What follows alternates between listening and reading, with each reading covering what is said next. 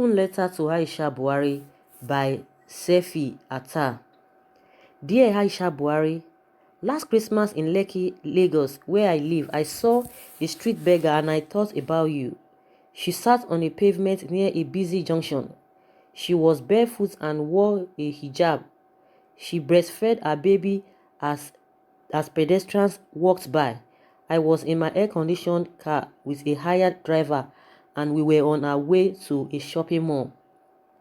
These days, whenever I see beggars at the road junction they frequent, I have taken to looking down or putting my hand up so to shield my eyes. Sometimes I murmur to myself, oh no, over and over until they are out of sight. Then I let out a sigh. I am no stranger to the moments of guilt that plague privileged Nigerians, and I am sure you recognize that despite your recent health challenges and domestic troubles at the Aso Villa, you are one of the more fortunate and visible women in our country. From my brief observation of the woman who caught my attention, you and she had nothing in common except being a northern Muslim and a mother. I have followed news reports on you over the years, some of which have taken me by surprise. For instance, October 26th interview with BBC News Hausa, in which you accused a certain Kaba of hijacking the president's administration and said you would not campaign for him if he sought a second term in office. I wasn't overly surprised, however, when he, in response, said your place was in his kitchen and the other room, nor was I amused by the general ribaldry and jocularity that followed in the Nigerian press and on social media over his choice of words. Throughout this event, I never questioned your loyalty to your husband, but I had no idea what your motivation was in making those statements. I couldn't decide whether you were speaking out of concern for Nigerians or out of personal frustration with him. In October last year, when the video of you giving your in-laws an ultimatum in Aso Villa went viral, it didn't faze me one bit. The standard of conduct for first ladies are especially high, and I know wives who have thrown worse tantrums, having had enough of their husbands' meddlesome relatives. In December, however, after the president left Nigeria to attend a peace summit in Egypt, and you gave an interview to TVC News in which you said you no longer had pillow talk with him over how he ran the country, and went as far as to name members of the cabal. I must confess that I was again in doubt on why you shared all that information. I came to the conclusion that perhaps you just had to have your say and didn't care about the consequences, the public speculation and castigation from all sides.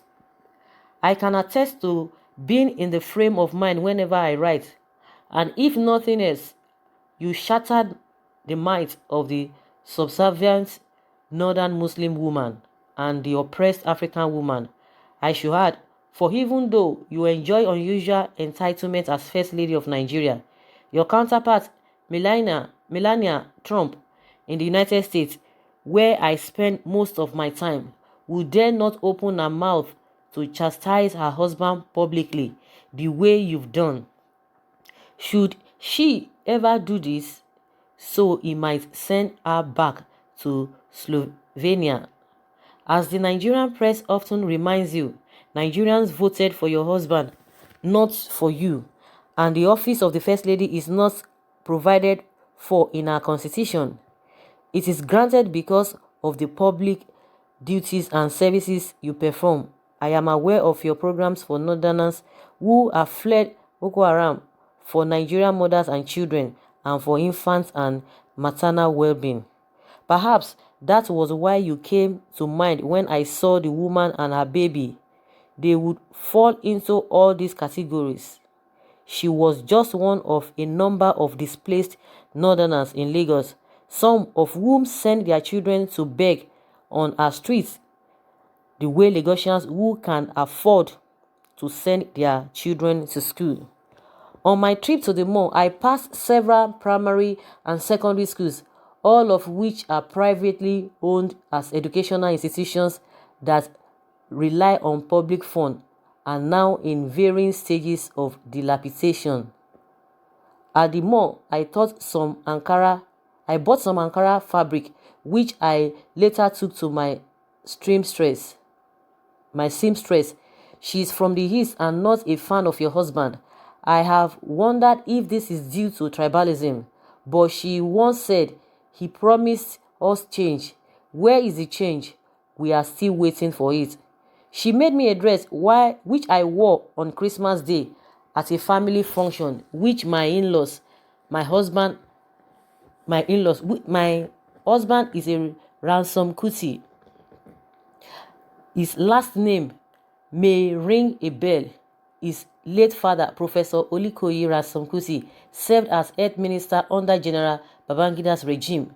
His uncle Beko spent several months in detention during General Abacha's regime, and his uncle Fela was jailed during your husband's regime in 1984. Frankly, the Kuti's past conflict with the government have put me off political activism, as I have witnessed its devastating effects on their family. I've only heard about the fate of my husband's grandmother, Fumilayo Ransom Kuti, who sustained severe injuries when she was thrown from a first-story window in a military raid on Fela's house during General Obasanjo's regime. She once led a women's protest that forced the Alake of Egbaland to abdicate. I come from the Atta family, who are descendants of titled men and have played key roles in government over the years. We've had diplomats and civil servants, a state governor and inspector general of police. My uncle, Abdul Malik, was Nigeria's first high commissioner to the United Kingdom. My aunt, Sefi, among her many accomplishments as a pioneering woman, served as an ambassador to UNESCO and to Italy, and was head of the Federal Ministry of Women Affairs and Social Development. My father, Abdul Aziz Attar, was secretary to the federal government during General Gowon's regime when he died in 1972. None of our previous governments has been above reproach, but with the end of military rule in 1999, Nigeria had a chance to usher in a new era of democracy. Yet, what did we choose to do instead? Like a nation with Stockholm syndrome, we began to recycle our former leaders in a political landscape dominated by two parties that were so similar in their lack of ideas. It made no difference to us whenever their members changed sides. I was not on the Never Buhari bandwagon. I was for any presidential candidate who would cause the least damage to our country. I believe the news reports that said the Nigerian economy couldn't withstand another term under Goodluck Jonathan's administration. I was also willing to believe when your husband assumed office in 2015 that he despised corruption and terrorism enough to take steps towards cleaning up the government and defeating Boko Haram. But during his first term, his administration appeared to be more preoccupied with attacking members of the opposition party. I reasoned that he was finding it difficult to manage Nigeria as a civilian president because he didn't have the power he once had to rule by decree. Still, I continue to wish him success only because I wanted conditions in our country to improve. Regrettably, his war on corruption stalled. He wasn't able to bring halt to Boko Haram attacks and didn't seem keen on curbing raids by Fulani cattle herders. His promise to bring back the rest of the Chibok girls fell by the wayside, and judging by what I hear in the marketplace, our economy has lagged in terms of personal income growth. My driver was from Cotonou, and I had noticed a significant increase in the number of casual workers from his country on Lagos Island. Some of them were underage, but he assured me that they had come to Nigeria willingly to increase their earning capacity. As a casual worker himself, he was paid 3,000 naira a day by his boss. He said he had more jobs during Jonathan's administration. I have him extra money for food. Sometimes I shared my takeaway meals with him. I once asked him why so many Beninese men worked on building sites in Lekki, and he said it was because Nigerians were reluctant to work for mega wages. As you know, Nigerians do work for negligible pay. We work as hard as it takes to achieve our goals. Most of us are in fact overworked and underpaid, which is why we are loath to pay taxes. We provide our own water, electricity, and security if we can. We survive the little or no support from the public sector. We resent government interference, especially if it ends up making life more difficult for us.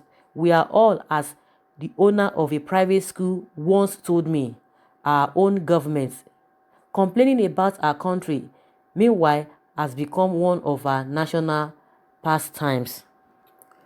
About 2 weeks after I arrived in Lagos for Christmas, I went to Muritala Mohammed International Airport to pick up my husband and daughter, who were flying in separately from the United States.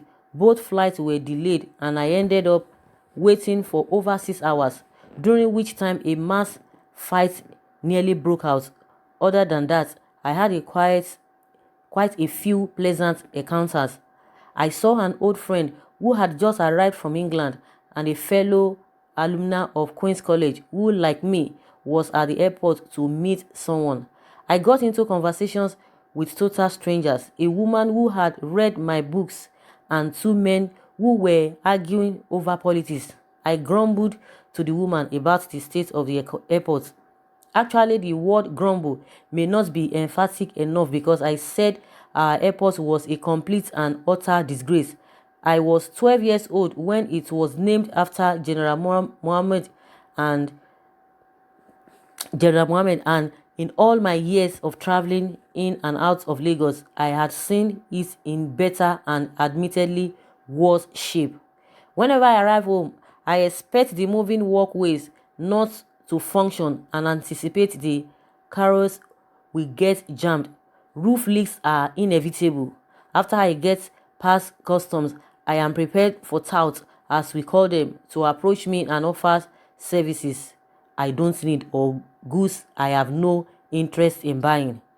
With the two men, I initially listened to their debate before I chimed in. One of them was in his early 30s, and his position was that he was indifferent to politics because he had never known a time when Nigerian leaders were competent.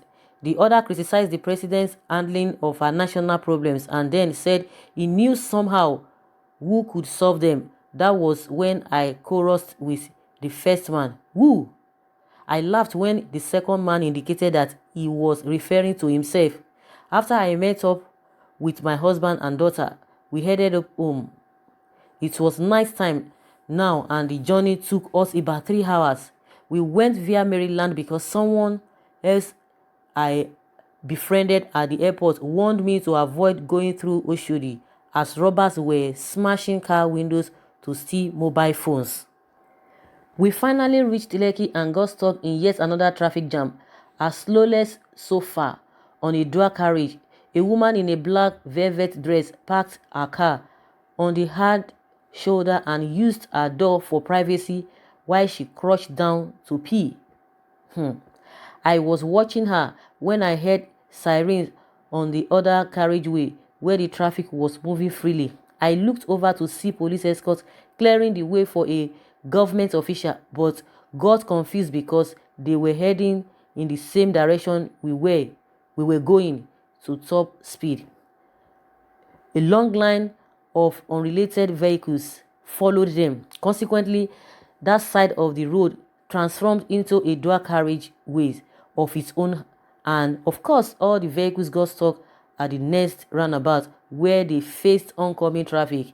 By then, our side of the road, which was supposed to have a 3 lanes, now had 5. Yes, the 3 lanes on the tarmac became a hazard for an extra one developed on the other shoulder. I was holding my head at that point because I could not have conjured up a more perfect metaphor for why our country, with its two-party political system, was going nowhere. When your husband ran for his second term, I was fed up with his administration. I didn't want to hear a word he had to say about change anymore. I didn't even want to listen to the vice president, who seemed earnest, except he reminded me of my born-again friends who ignored transgressions in their churches. I got the impression that he was trotted out to placate Southern Christians. Sometimes he played the role of apologizer in chief, calming down angry citizens.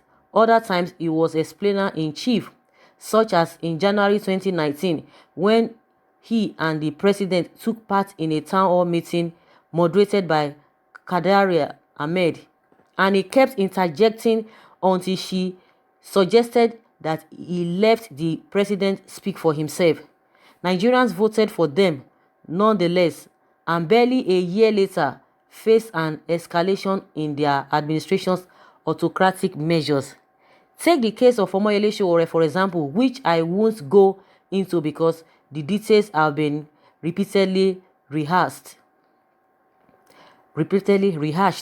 and hashtagged to boots. I'm glad he has since been released on bail, but how could a Department of State Services agent flagrantly walked into a court of law during his hearing and physically restrain him in an attempt to rearrest him against court orders? Haba, in what kind of democracy does an incident like this occur? It is no wonder the Punch started referring your husband as Major General Buhari.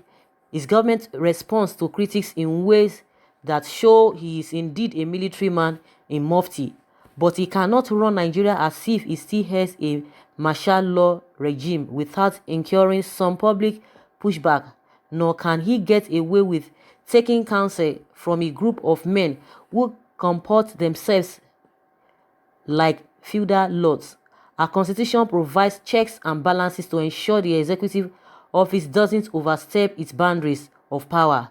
It derives its power from the Nigerian people, not from any cabal. During the December interview in which you named members of the cabal, you said this about being afraid of the consequences of speaking out. Everybody is talking in the country. That may be so, but not without repercussions. You then said that everybody was free to talk, and I will take the liberty of assuming you meant that you were in ally to those who stood on the side of free speech, including government critics. Nigerians revere them because most of us don't have the courage to do what they do. We've had a democratic system for over 20 years and they will not willingly go back to a state of silence. Those who remain quiet may do so for fear they have something to lose. Those who speak out recognize our nation has everything to lose if we go down that route again. A vote represents one voice only. A voice represents many others, from a street beggar to a writer who steers clear of political activism. The late Toni Morrison once suggested that contemporary literature would be spared a good number of novels if authors would only write letters home once in a while.